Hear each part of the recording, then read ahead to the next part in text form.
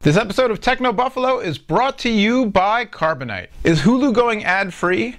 Is Google's reborn Google TV just around the corner? And are a slew of hot smartphones set to heat up the summer? It's Techno Buffalo's Rumor Roundup.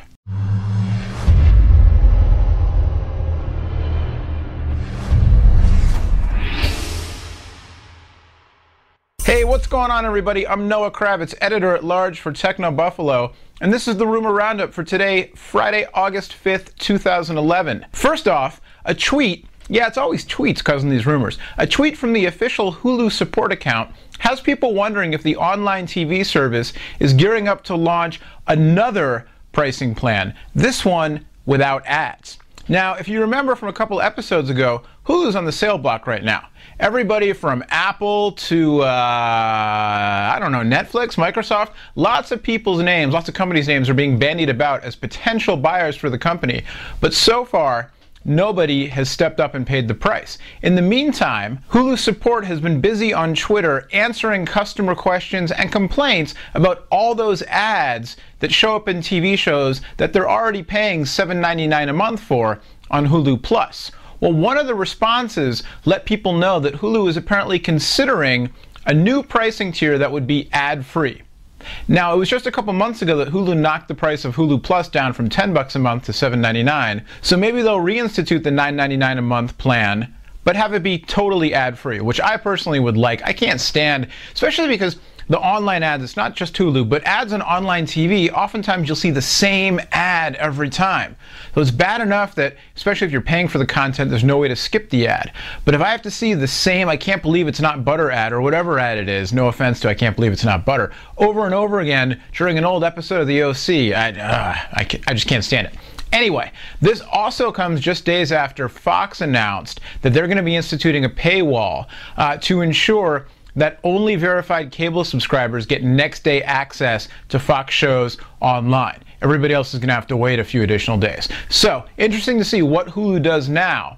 They're still up for sale, but they might be considering a more expensive ad-free subscription plan. Speaking of TV, Google TV 2.0 was shown off at Google I/O a couple months ago in San Francisco. I was there and I got a little bit of a preview of the next generation of Google TV based on Android 3.x at this point, based on Android 3 Honeycomb and everything else going on with the Android platform moving towards ice cream sandwich, where tablets and phones and Google TV set-top boxes can all live in a land of happy apps that work on many devices, not just one.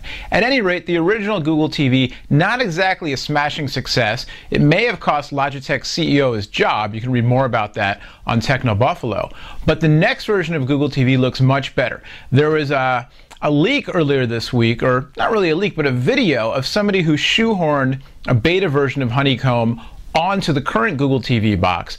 And apparently, hardware manufacturers, including Sony and Logitech, are ramping up to unveil new hardware to go with Google TV 2.0. Now, the next version of the software itself will be compatible with existing boxes. So if you've got a Logitech Review or you've got one of those Sony Internet TVs powered by Google, you'll be able to update your software to run the new platform. And a little birdie told me that while the new hardware is still a little ways away, probably in time for this year's holiday shopping season, the new software is getting pretty close to roll out. So you might want to look into one of those $99 Logitech Review boxes. The prices were just slashed if you're interested in being one of the first on the block to try out the brand new version of Google TV. And of course, what would a Rumor Roundup show be without a slew of mobile phone rumors? First off, a document uncovered earlier this week, apparently leaked from an internal Verizon memo regarding minimum advertised prices, has 4 phones on high notice for launch in the very near future. First up is the HTC Vigor, which looks to be HTC, if not Verizon's flagship Android phone for the rest of the year.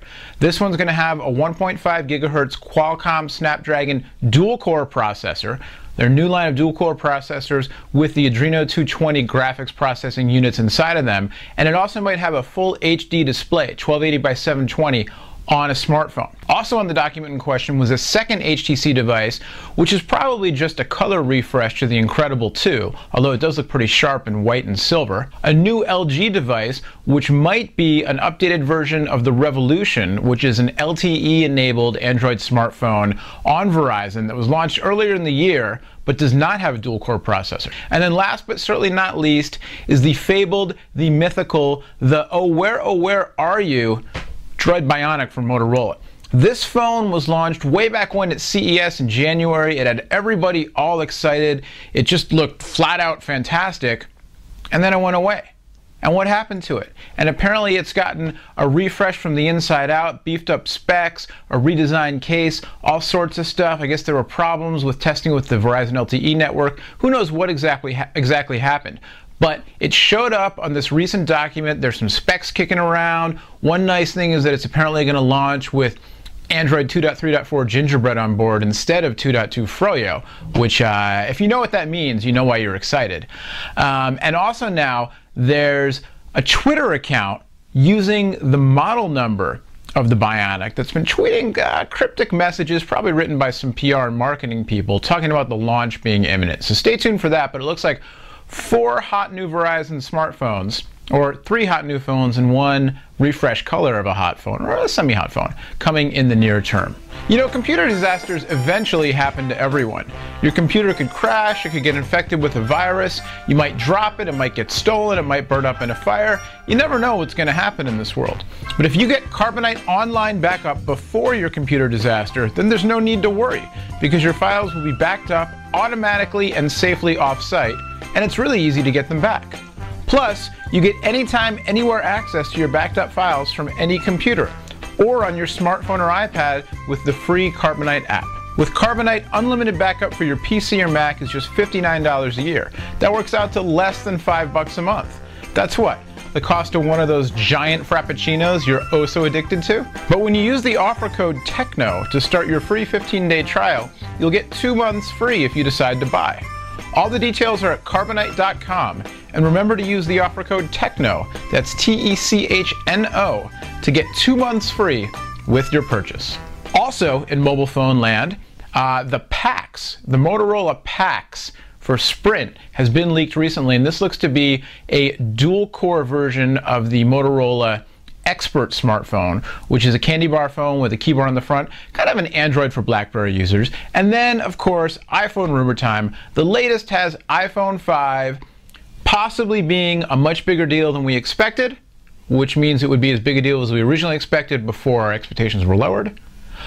Possibly not launching until October instead of September, as everybody's been saying, but also apparently rumored to be already in certain carriers' hands for testing, but clad not only in a dummy body, but also in some kind of sealed briefcase that only certain people have the code or the lock or the fingerprint or whatever it is to open up. So who knows? But if in fact the phone is out for testing, it could mean that a launch is just a couple weeks away, or it could mean that in the wake of the iPhone 4 AntennaGate fiasco, Apple saw fit to push iPhone 5 out to carriers for testing a little bit further ahead of time. You know, that's the problem with these rumor shows. It's all rumor. We could make it up. I might have an iPhone 5 in my pocket, but I probably don't. All right, thanks again to our friends at Carbonite for sponsoring this week's episode of Rumor Roundup. That's all we got for this week. Until next time, my name's Noah. You can find out much more about all these and all the other stories going on in the tech world at technobuffalo.com. And of course, tune in to Ask the Buffalo and What's the Apps, new Techno Buffalo content on Revision 3 every Monday, Wednesday, and Friday. That's 3 times a week. 3 for Revision 3. See how that works out? Till next time, we'll see you later. Bye-bye.